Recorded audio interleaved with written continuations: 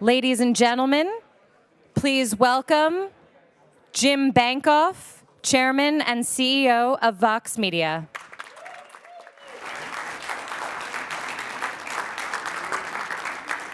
Good morning, everybody, and thank you so much for coming. It means a lot to us. We're so excited to be here today. This is our first Newfront, so check your expectations. There aren't going to be any rock stars, except for maybe Chad, who's presenting next. There aren't going to be any actors or anything, but we are going to do our best to tell you a little bit about Vox Media, and then afterward, we want to hear from you too. We hope it's useful. Think of it as an explainer of sorts. Ezra and the Vox.com team have really pioneered explanatory journalism, and think of this as an explainer of Vox Media and our first opportunity to do so. And please, stick around afterward for lunch. We got Andrew Carmelini, a big fan of Eater, and he's going to be preparing his world-famous cuisine, and we really want you to enjoy it. And if you can't stick around, we got some to-go bags for you too, so hope to talk to you then. Let's kick off, and I want to start off by talking about the evolution of media, digital media, as we see it. And I break it down into three phases that help frame the discussion of where Vox is going. The first phase I call porting to the web. And this was the phase where newspapers, magazines, other content companies kind of just shoveled their stuff onto the web. They didn't embrace digital storytelling as a medium onto itself. It was flat. It was a newspaper article on the web. And the advertising was flat too. It was a small banner ad. It was kind of just taken out of the pages of magazines and newspapers. And the companies got frustrated. Their analog dollars turned into digital dimes. It just didn't scale for them. And they fled, and they abandoned creativity for quite a while. And then the web progressed, and we entered phase two. And they realized, hey, if we're going to create content, we have to do it more efficiently. And however, the unfortunate part is efficiency translated into crap. And I had to say, because it's true, we remember this phase, right? This was the race to the bottom phase. This was SEO arbitrage and content farms and unpaid internships and everything else that we hated about that phase. The content was cheap and it showed. Scale was achieved, scale of content, but quality wasn't. Brand building was not achieved. And marketers fled, at least brand marketers did. They didn't want their brands associated with inferior content. And really, who can blame them? Well, now we've entered the third phase, and I think the third phase is what we call quality at scale, meaning this is an era of building great media brands that are expressly created for modern audiences and expressly created to take advantage of the storytelling power of the web. And that's what our theme is today. Web storytelling done by web native experts. And in this phase, great brands are built, great stories are told. It's technology and data informed, but not driven by data. It's driven by creativity and informed by data. And substance is viral. It's not clickbait, but it's earned. Marketers, just like we have done, can express themselves in this new phase, and we're excited to talk a little bit about it. So let's move into our company, Vox Media, 7 brands. You see them here before you, and I'm proud of each one of them. We were created as a company that believes in big brands at big scale, building enduring brands through high-quality storytelling, helping our partners do the same. We're proud to be a multi-vertical company, and you've probably seen other presentations from companies that may have started out in politics or started out in fashion or business, but then they try to become all things to all people as they've grown, and they've watered down their authority in doing so. We believe in appealing to people's passions and really having brands that represent those passions. And as brand builders, I think you can appreciate that. If you try to be all things to everyone, you can't be. We want to be big, and each of these are the fastest growing in their category, but each of them are proudly authoritative and proudly credible. We started in sports, but whether your passion is the New York Yankees, the San Francisco Giants, or now the best restaurants in New York City, healthcare policy, or any other topic that is mainstream, we believe in delivering it with authority, credibility, and passion. And that's what's made us the fastest growing media company. Big, influential audiences, multimedia storytelling with a heavy emphasis on video, and compelling voice in leading design. So rather than me talk about it, let me show you our 7 brands in action.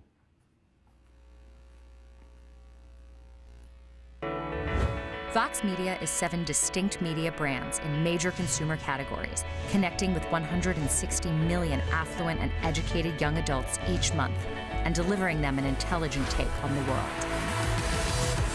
Vox.com runs the definitive general interest news source for the 21st century, where the savviest global citizens gather to understand news, culture, and the world around us. You are the most polarizing president, really, since we began polling. There are a couple of things that, in my mind at least, contribute to our politics being more polarized than people actually are.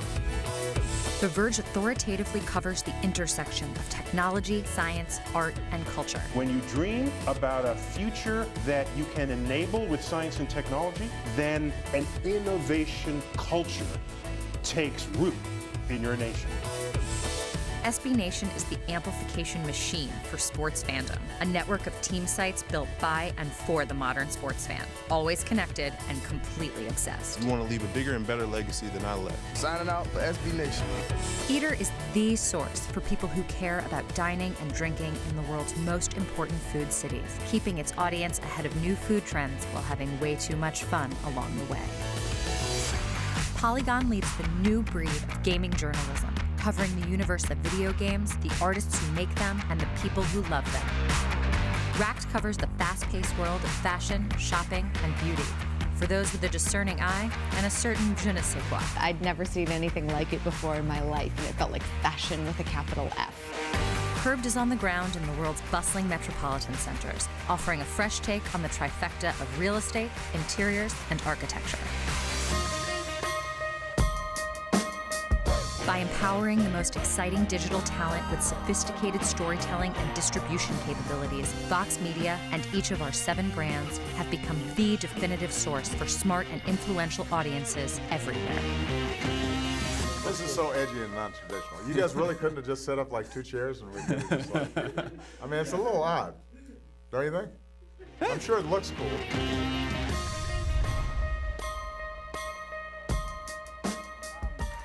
You know, President Obama was right. It did look cool. And he's also right. It is proudly edgy and non-traditional because it's made for this medium. And really, that's going to be our theme. It should be your theme, too. Storytelling at scale for this medium. For us, it starts with voice. Voice is at the core of everything we do. There's too much cynicism on the web where you think you can put up a slideshow of nice pictures or a list of things, but that doesn't connect in a personal human way. That doesn't tell a story. Stories start with human beings. And we have over 800 human beings who are part of our team and who are web native experts on their particular topic, and they are engaging their audiences every day. Today you'll meet 2 of them, Ezra Klein at Vox.com and Amanda Kludt of Eater. And they represent, to me, a new generation of talent. And I sometimes refer to them as media hackers. And I'm stealing the phrase hacker from the Silicon Valley culture, the people who have built the great apps and websites and who've changed our lives as a result. Well, the same thing is happening in media. Our talented people started out just by making stuff, whether it was on a blog or a YouTube channel, and they rose to be the best because they knew what they were doing and they did it so well. They connected with their audiences. Those are the people that we seek out at Vox Media. We make them part of our team, whether it's on behalf of our marketing partners or on behalf of our 7 brands, and then we empower them. And a big way we empower them is with our leading and proprietary technology platform, which we call Chorus. Now, we're gonna have a big reveal about Chorus later on, but let me start off by telling you it's far more than just a content management system. What Chorus is a platform for creating and growing modern media brands at scale. So just like our inspiration has come from other great platforms, when you think of, say, Netflix, you think of a platform for filmed entertainment, or Amazon, a platform for e-commerce. Our aspiration is to be a platform for building the best digital media brands through online storytelling. And I'd encourage you to think about it this way, too. It has a lot of things that we can get into: content creation, analytics, syndication via social, newsroom workflow tools, calendar editorial planning, community management, a whole library of really deep storytelling templates, so it's visually appealing. It works across every single device. We're going to get into more of it, but think of it as an operating system to create media brands. The approach has led to great results for us, and I'm going to talk now about our audience so you can get some insights into who they are. Well, first of all, it's big. Over the past 5 years, we've zoomed up from 0 to 160 million unique visitors every month. Last year alone, we grew by 165%, and proudly say that we did it without gimmicks. We did it without forcing page-throughs down a consumer's throat. We did it without gaming, social, or search, and we did it without paying our way in. We did it all organically. Our distribution on social, which has been a big part of our growth, is actually 3 times our on-platform distribution, reaching about 530 million consumers every month. And that's been achieved organically as well. Well, who is this audience? Our sweet spot is millennials, but you won't find us using that term as much as some of our peers. Millennials is a great marketing term, but really who our audience is are consumers who prefer to consume their media digitally. They have TVs, they know about newspapers and magazines, and a newspaper could be lying right there, but they're going to pick up their phone and they're going to read one of our properties or watch one of our properties on their phone, even though they can turn on the TV or maybe it's in the background. They're going to focus on us. And that self-selects into a younger audience, with the sweet spot being 18 to 34, but branching out to 35 to 44 too. And if you look at our millennial reach versus our peers who actually market themselves as millennial brands, we actually can deliver far more millennials in their passion categories that they care about, not in a general portal, but in the categories and passion categories they care about in far greater numbers than any of our peers. They also comp well in terms of affluence and education, and you can see some stats here, and some other stats are on the cards that we distributed today. But importantly, it's not just about demos, it's not just about clicks and page views. We are not a cynical media company. As I said, we're building enduring brands, as you are. And when we set out to create a new kind of media company, we wanted our brands to be every bit as authoritative and credible as the great media brands from other generations. And we're happy to say that just a few years in, as some of these quotes show you, yeah, it's true.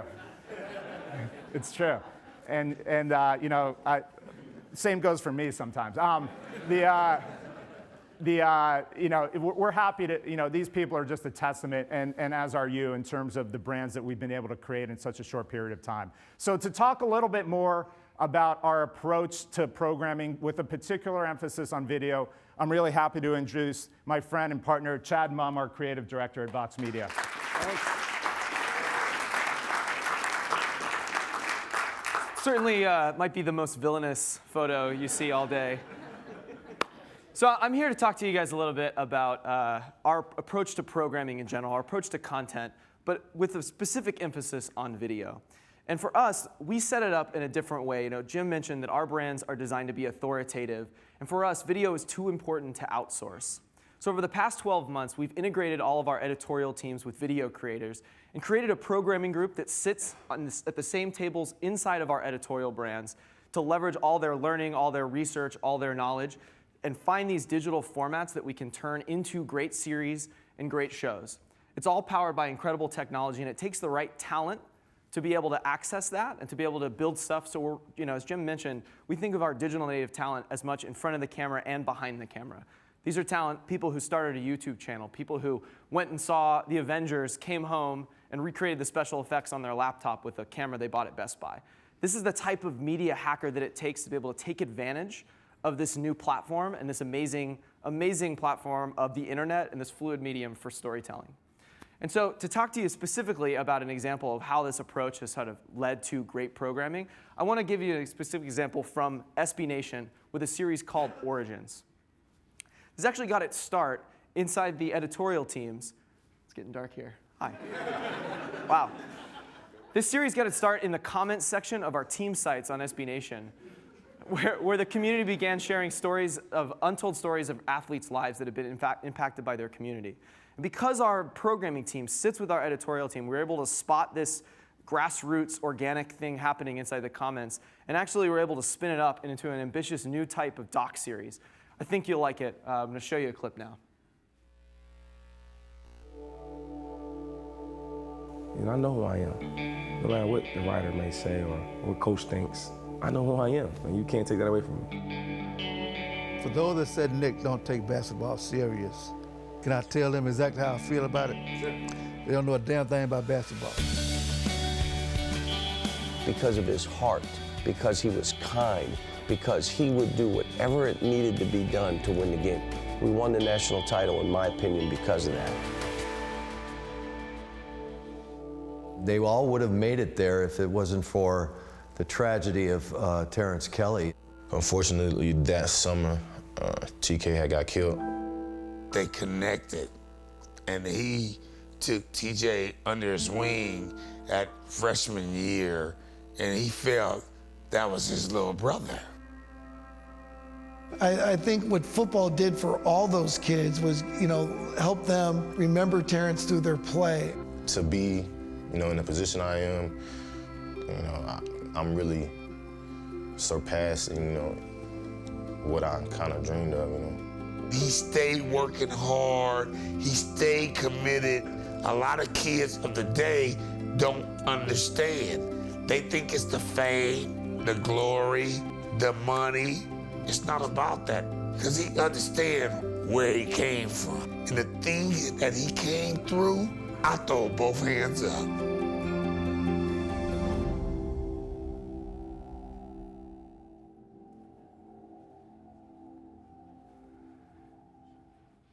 So I'm yeah. So I'm really excited to say that a show that got its start in the comments section of our sports site has become the most popular series in SB Nation history in 4 months. And I think it speaks to the approach that great stories can be found anywhere, and they deserve great production. I think that, more than anything, showcases this idea that substance can be viral, and that web video can be just as ambitious and beautifully made as anything from the world of media. Again, want to point out, all made in-house by the team at SB Nation. We've been honing this approach over the last 12 months, and it really works. We just surpassed 100 million views across Vox Media every month, which is up 250% in the last 6 months. Video has become the fastest growing part of our company. And next up, we want to talk about how we're bringing the same storytelling approach to the world of food. And who better to tell you about that than Eater Editor-in-Chief Amanda Kludt.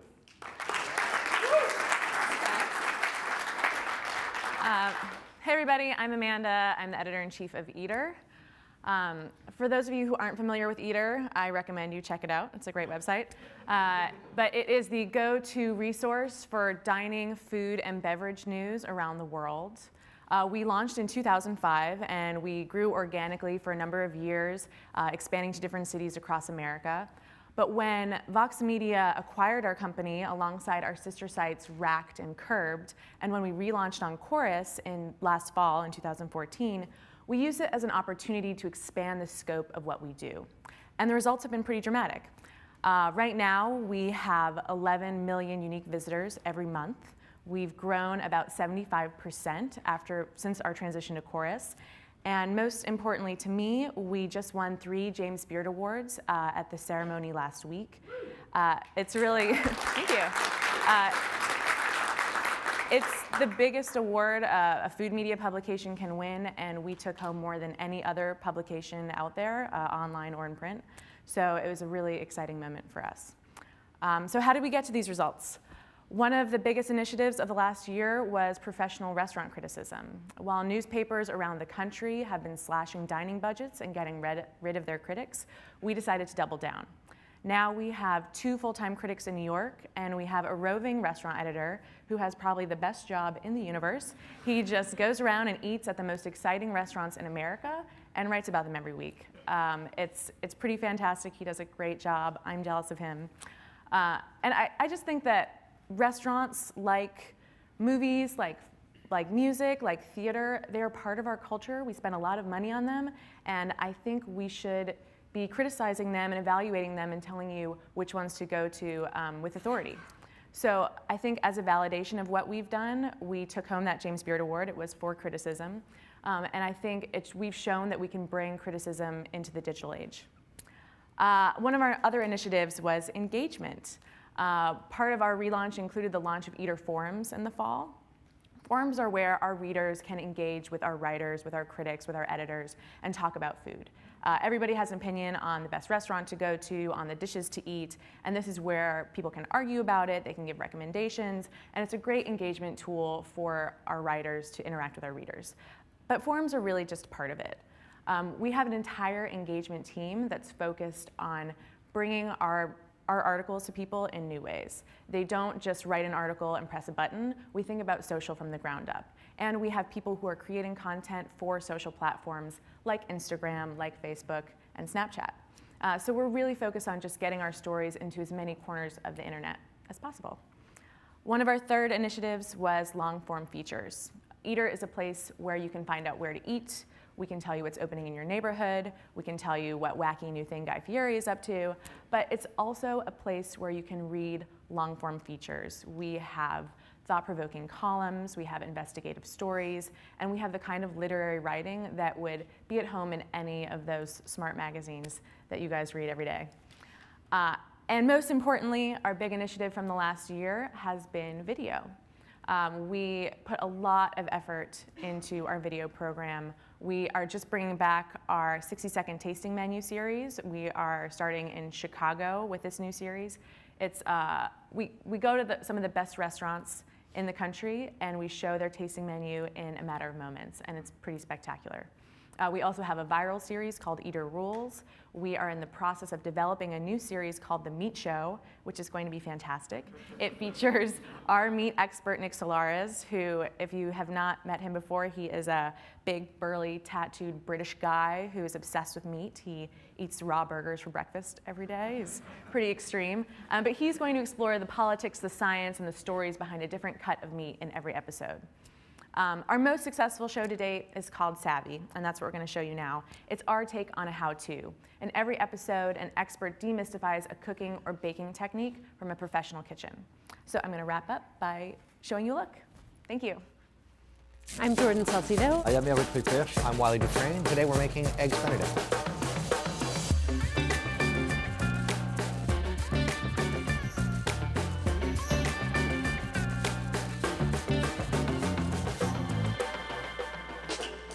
If you want to learn how to take the temp on a steak by feeling it, start cooking some steaks and, you know, your eyes will open up pretty fast.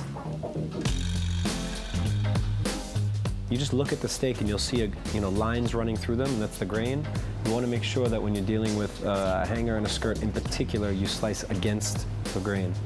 And you'll see all of a sudden the hanger steak turns into this beautiful, tender, melt-in-your-mouth steak. But now the mop is going to get mixed with all the pan juices. People should eat steak every night. Every single night, 7 nights a week, people should eat steak.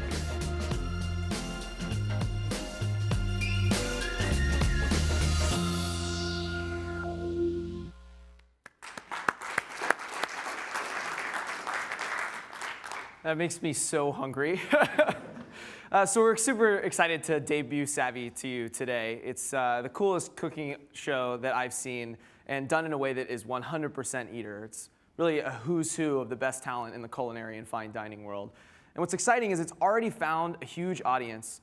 We think it's an amazing canvas for integrating a marketer interested in being a part of the smartest food content anywhere. Speaking of being smart on the internet, did you invent being smart on the internet? Certainly makes it look easy. Editor-in-chief of Vox.com, Ezra Klein.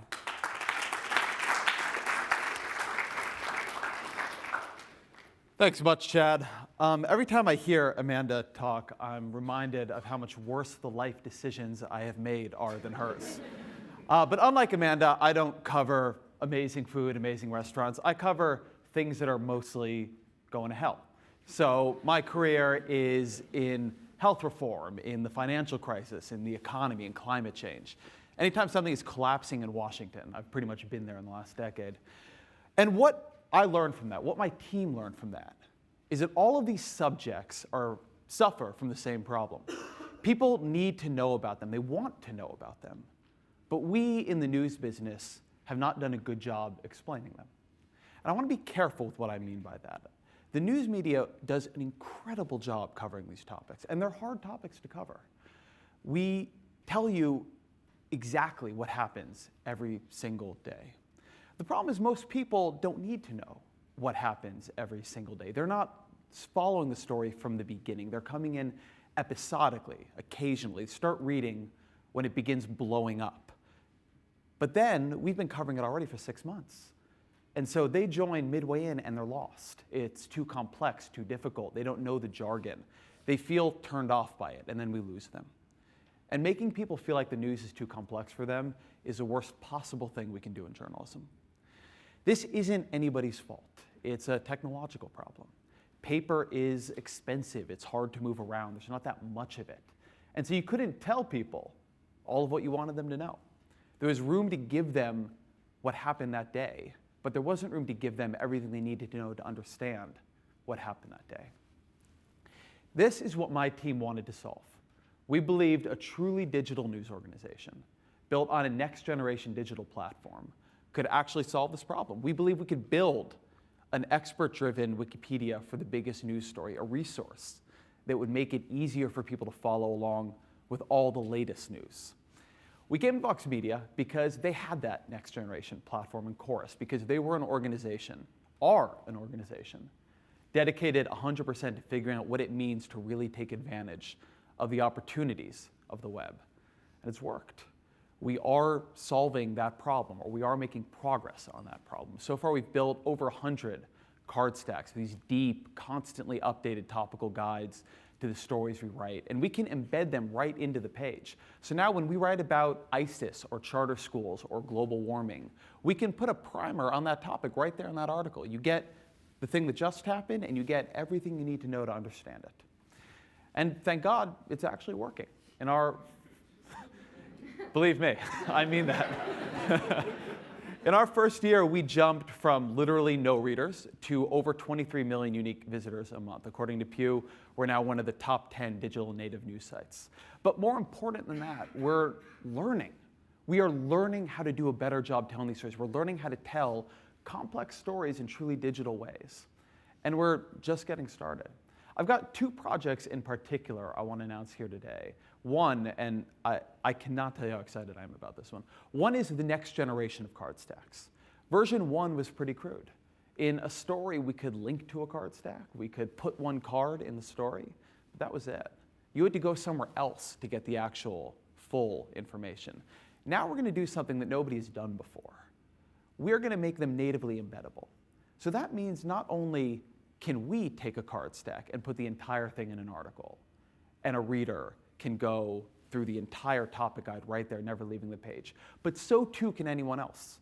Soon anyone is going to be able to embed one of our card stacks. If you're a small town newspaper, if you're a high school website, if you are a blog, an aggregator, our mission to help people understand the news won't be confined to Vox.com.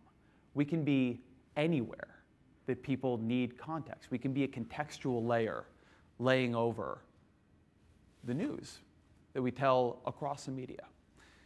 The second big learning from our first year was that we don't just want to explain the news. We want to explain the world. We want to explain the things that are important to people.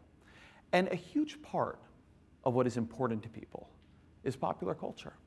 But if the challenge in politics and foreign policy and economics is to convince people that these topics they already know are important are also interesting and easy to understand, then the challenge in culture is convincing people that these topics that are interesting are also important and worth taking the time to understand.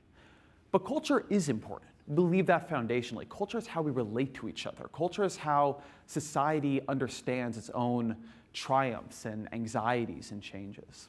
So one of our major initiatives of this year is the launch of Vox Pop, which is going to take the popular culture we all know and we all love, but we don't always admit to loving, and untangle it, show people how it works, what it references, why it matters, why it's so important.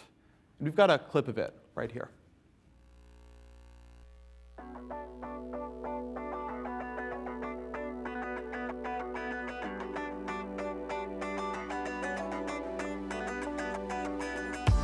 We have a huge population of people that hear mostly top 40 hits. And so what's in the top 40 really matters to the way that people see the world and the way that we kind of care.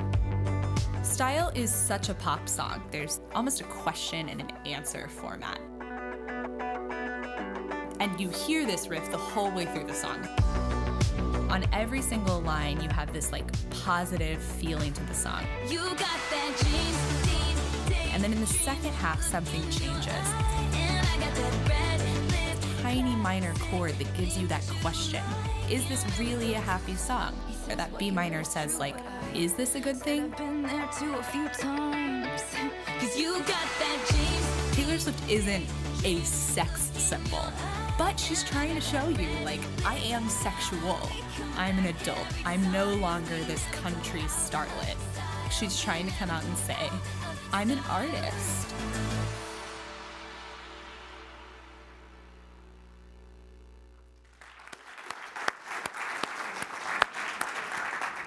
So Jim mentioned at the top of the presentation that we don't have any rock stars. We do have videos explaining why Taylor Swift songs are popular.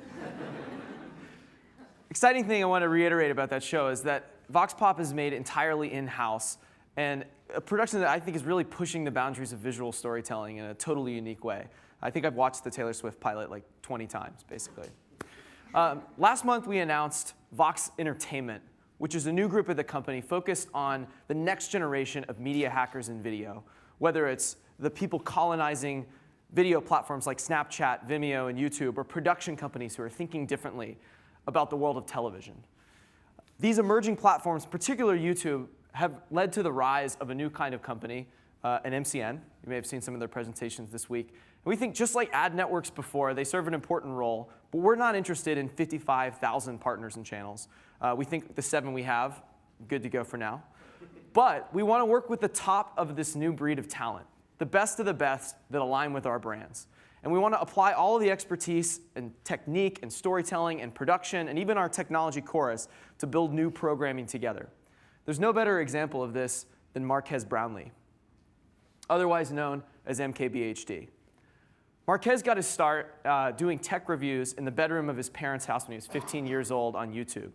We started working with him on The Verge 2 years ago, and he's now the largest tech channel on YouTube with over 2 million subscribers. He's incredibly influential, and now with Vox Entertainment, we're building out new programming together across The Verge and his enormous social reach. Take a look.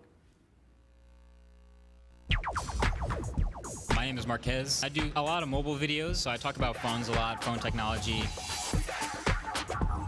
But then I branch off into other cool stuff that phones remind me of. Monitors, TVs, cameras, whatever it is. I say anything with an on button is game.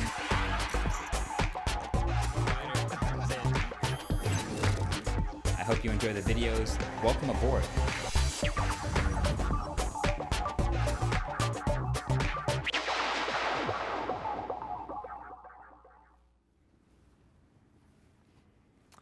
So Marques is a huge platform and an enormously loyal fan base. And we're able to take that and combine it with the ambitious production with the help of Vox Entertainment, all spread across the massive reach of Vox Media. We're also finding video talent elsewhere, not just on YouTube. In February, we debuted our first ever scripted series called Tryhards on Racked, created with the female comedy duo Seriously. Seriously first found their audience on Vimeo, and in Tryhards, the girls play a fictionalized version of Racked staffers who are up for anything. It's super exciting for us to be doing scripted entertainment, and it's probably my favorite thing we're making right now. Take a look at it.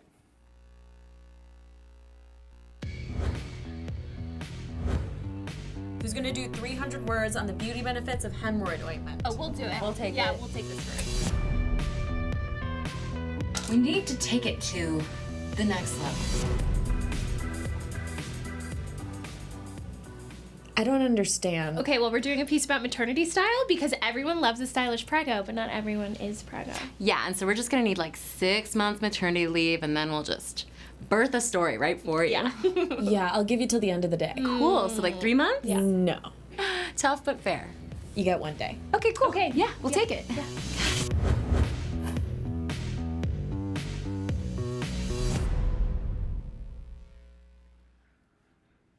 So we're excited to announce that, seriously, that Tryhards has become the most popular series on Racked in the last 2 months. And we're pleased to announce we're bringing it back for season 2. It's a super smart show, super relatable, and could not be more of the internet. This is just a few of the examples of the programming we're coming to market with soon. We have too much more to talk about, than to get everything into this presentation. But all of these shows combine great content with proven audiences and are great platforms for sponsorship, brand integration, and custom pre-roll. We're proving this with great partnerships, and I'm excited to announce today, right now, that Small Empires, the Verge hit series following the cutthroat world of startups trying to build the next great company, is coming back for a third season, thanks to the support of AT&T Small Business Solutions. Yeah. So to recap, we're using the same approach we use to build our editorial brands. We're doing that in video, doing it in-house, integrating video and editorial creative teams, taking proven formats and concepts, all powered by incredible technology. Of course, we also apply all that expertise and more for our brand partners. Now I think we're getting to the good stuff. So with that, I'm pleased to announce Lindsay Nelson. Thanks so much, Chad. As the head of brand strategy, I spend a lot of time thinking, and probably too much time thinking, about marketing, distribution, and storytelling, and how those three things interrelate. Overseeing advertising integrations for editorial programming like what you've heard about today, events like the Eater Young Guns Awards coming up in June in LA, and branded content. But I'm always looking for innovative ways to tap into our voice, our editorial intelligence, and our platform on behalf of brands. But as we tell big, ambitious stories together, we also have to make sure that that content reaches the right audience at the right time, regardless of where they are on the internet. And as Jim mentioned, one of the things we've done pretty successfully at Vox Media is scale our own verticals quickly, aggressively, and beautifully. And I think Vox.com is certainly a testament, going from 0 to 23 million uniques in just under a year. And so hopefully that means we're doing something right. And it definitely confirms that Ezra is surely the smartest person on the internet. Sorry, Ezra can rewrite the joke. But since this is Newfront and we really do love a good explainer, I thought we would show you exactly how we're going to take that same approach and apply it to the video franchises you're learning about today. At Vox Media, the content we're creating is as important as the audience that sees it. So thinking about how we connect with that audience isn't something that happens once we hit publish, but is planned for from the very beginning. But where does it all begin? It begins on our properties. When new content is published, it's distributed to prime editorial and media real estate, where audiences look to discover the latest from us. We then identify relevant editorial opportunities to cross-pollinate that content and reach more audiences across our other sites. But you can no longer expect people to just come to you. You also have to go to them. With that in mind, we develop and distribute social content packages tailored for the content-consuming behaviors of the world's most important platforms. And through syndication partnerships with top mobile, news, and video channels, content finds new audiences on some of the world's largest discovery portals. A comprehensive earned media and PR strategy will accompany each activation. We identify a number of unique and timely content narratives to pitch to relevant media outlets across print, online, broadcast, and radio. Finally, we'll supercharge our reach through a paid social amplification strategy that directly targets the right audiences on the right platforms at the right time. Through carefully calculated marketing strategies, a tailored communications plan, and smart social amplification, we can guarantee that new content is seen by the biggest and most relevant audiences today.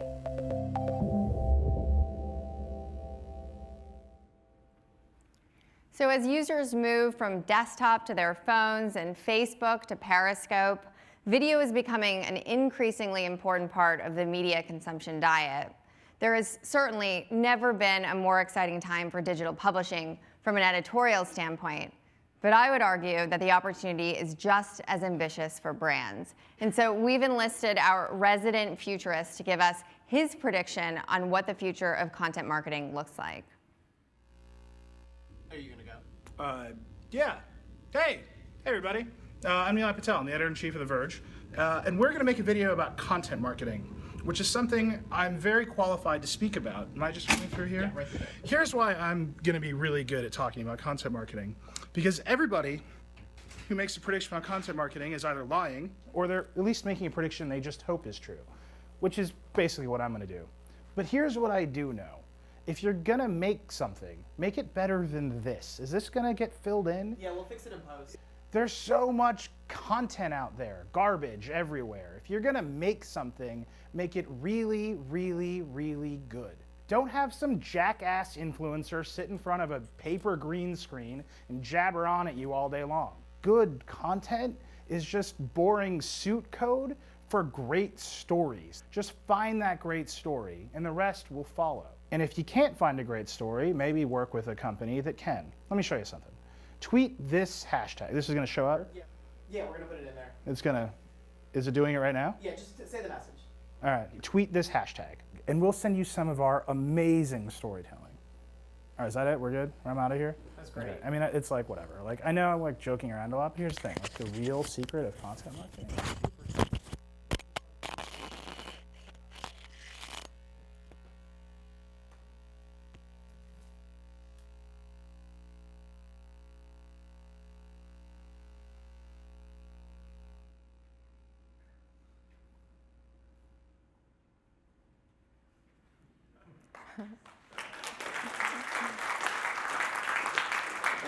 It's funny, it doesn't matter how long Nathan has worked for us, he still only and always plays an intern on TV. So how do we make stuff for brands that, well, doesn't suck? Well, by design, Vox Creative can access everything that makes us the sophisticated digital media company that we are. And this means our tools, like A/B testing 9,000 combinations of headlines and images, our platform, Chorus, and the people that built it, and the institutional knowledge that comes from the incredibly smart media hackers that work across the company. And one of the things that I've always really admired about Jim is that he's built the culture at Vox so that information doesn't get trapped in silos or hidden behind walls just because. Product, revenue, and editorial, we collaborate on a weekly basis, and Jim's always sort of getting at us to communicate more. But what this has enabled is Vox Creative to better understand what our readers want and how they want stories packaged. So whether those stories are best told as an interactive infographic, a custom heat map on Eater, or a scripted original video series, Vox Creative has the ability to find and tell stories in a way that is authentic and true to our readers because they have the insights that tell them what to do. And so far, the results have been pretty good. The average user watches a branded content video till about 70 to 80%. Our overall engagement is on par with editorial. And across everything that Vox Creative does, our average time spent is at about, I think, 3.5 minutes, which is far above the industry average. So now the fun part, let's go ahead and take a look at some of the work that we produced over the past year, even with some of the partners here in the room. Okay, we're rolling. And action.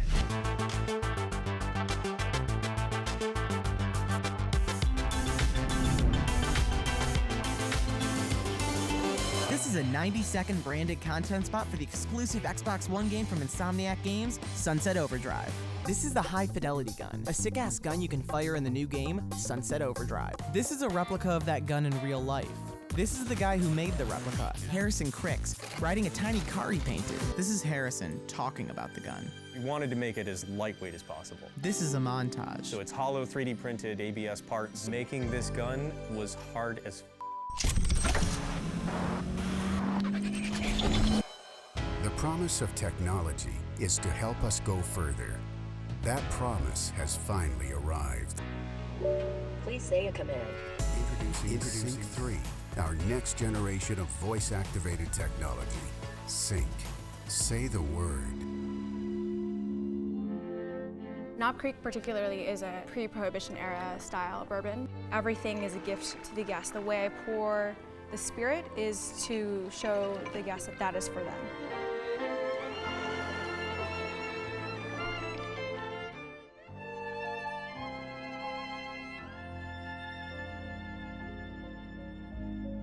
You never start out thinking that your life is going to be a project that you document. But once you start looking at it all together, after the years go by and you look and you realize that you have so many pictures of one person or so many pictures of one thing that you were passionate about, then you realize that everything adds up to something. It's all the little details that add up to something. And that's something beautiful about a photograph. Hey, Coach, can I take over for a little bit? See what you got, man. Large addition in the school. Our guys come back. What you put on this field right here is going to get you to the next level. Let's go, individual. Let's go on the hop. You got to be able to do more than a kicker. And like I said again, man, we were in y'all's shoes, man. We was out here grinding. Everything moves fast and everybody wants to win. Because this game isn't just about tackles and touchdowns. It's something that you take with you long after the game is over.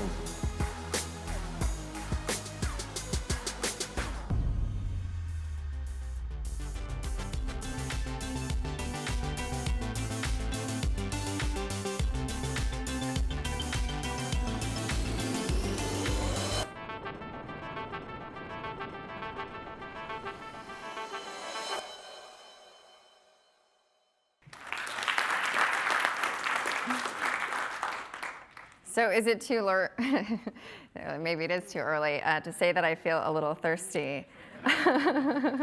So after a lot of sweat equity and experimentation, I couldn't be more excited to say that Vox Creative has now become one of the most awarded branded content development groups in the industry. So whether you call it content marketing or native advertising, it is true, every publisher is rushing into the space. It's hypey, there's a lot of noise. But not everyone is necessarily getting it right.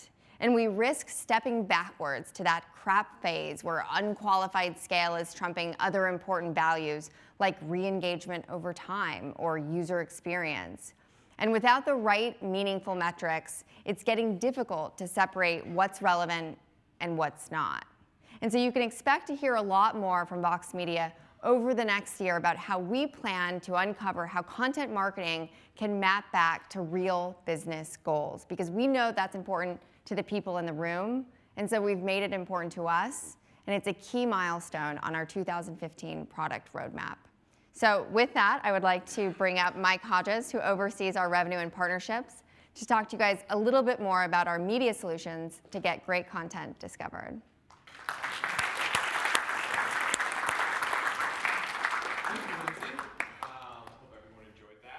If it wasn't for the amazing work of Vox Creative, my job wouldn't be as fun.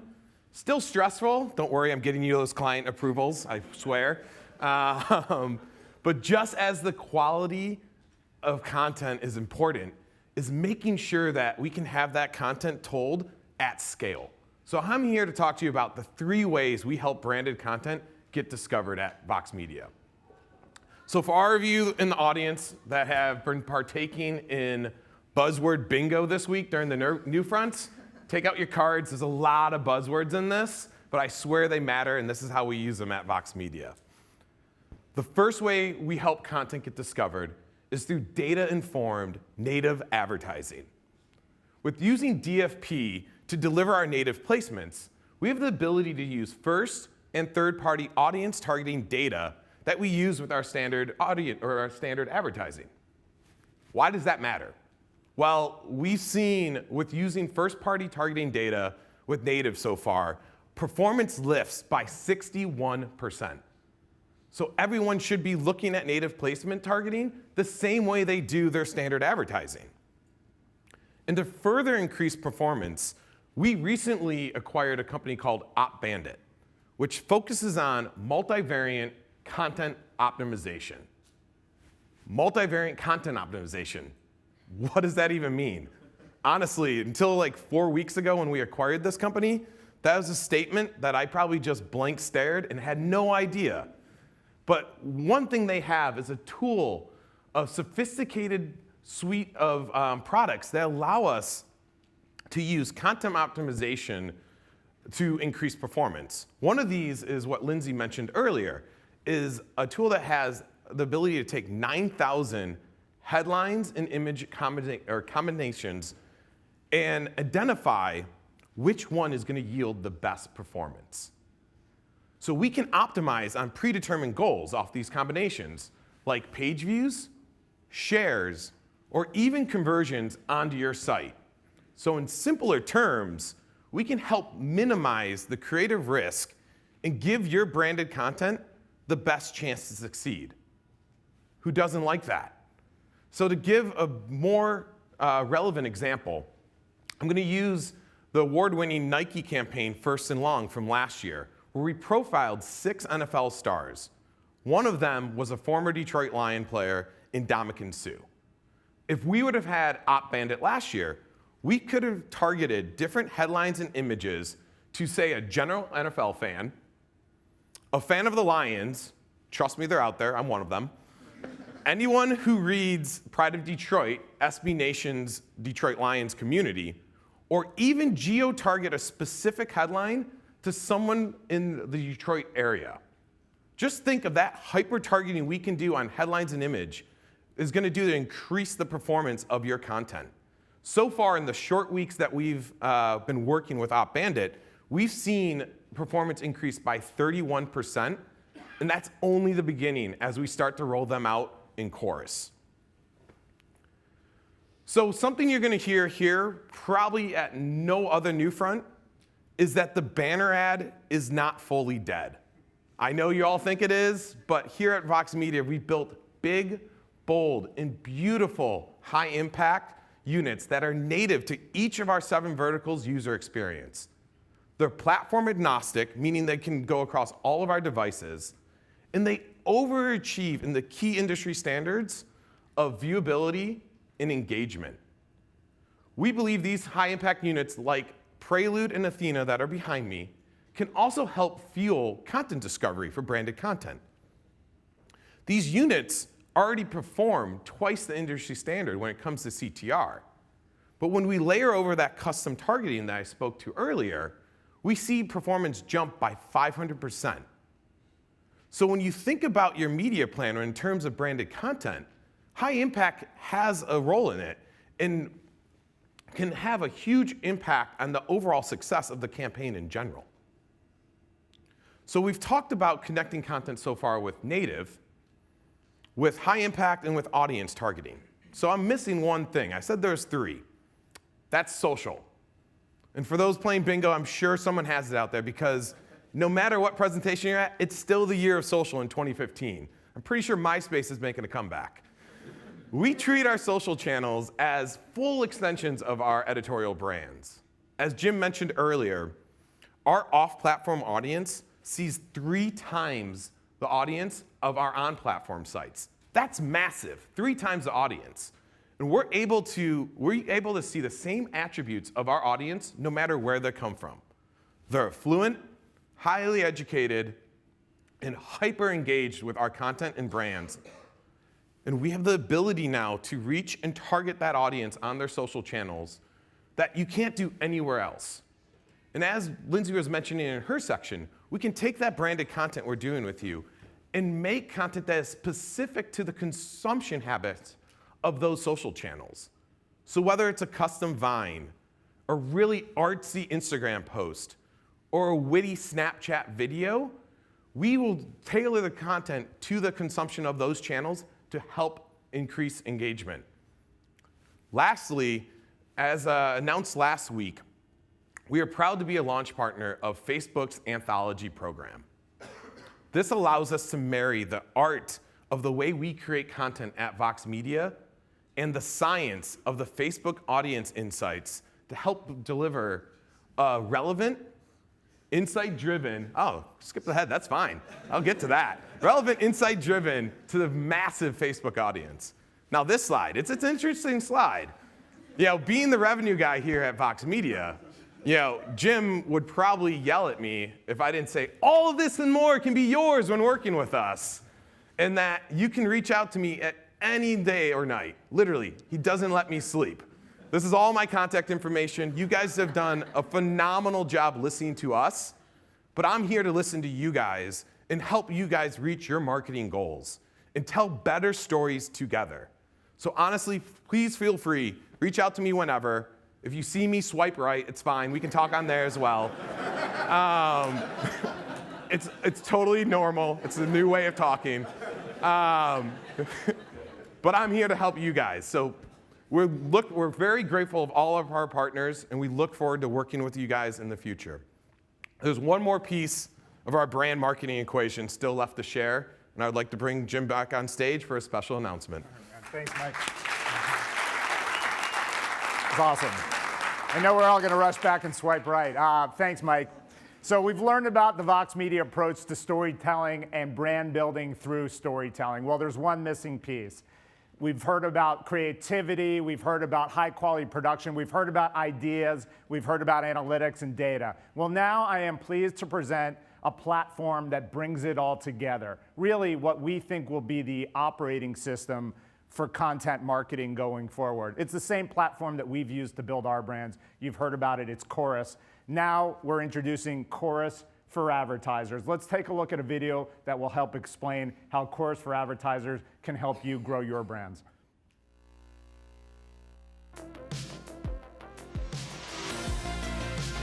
Marrying the visions of engineers, revenue experts, and digital native talent, Chorus allows our editors and filmmakers to tell their stories quickly and beautifully. Advertisers can now use Chorus to tell their stories by leveraging the exact same platform, content creators, and editorial wisdom that has built our major digital media brands. Chorus for Advertisers gives us a customizable canvas. It allows our content creators to quickly and seamlessly layer in a variety of media to build features of varying degrees of complexity. From a brand's own assets to a custom video created by Vox Creative Studios to shareable lists. A suite of editorial formats allows us to tell the same story in a variety of ways, tailored to the interests of our 7 verticals with the same result. Bold, beautiful content for brands that is of the same quality as our editorial offerings. To help us better understand what we should be making, we built the tools that give us insights into what works and why it works. Real-time analytics allow us to iterate, optimize, and amplify. We pay attention to what's being published and what our audiences are engaging with most. Advertisers will now have the unique opportunity to leverage all that Vox Media has to offer. Best-in-class editorial intelligence paired with original content creation, powered by Chorus.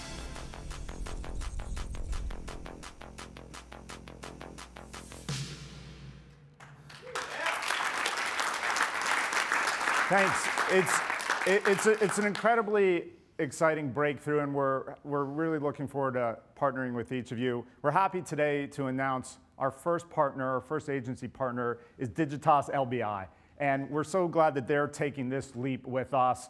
And we look forward to rolling up our sleeves and showing their clients success and showing you success as well. So thank you, Digitas. So we're wrapping up now, and I want to thank you. You know, we've done a lot of talking. As Mike says, now it's time for us to listen. We're going to go upstairs, and we're going to have some great food by Andrew Carmelini, and we're going to listen, and we're going to solve problems together.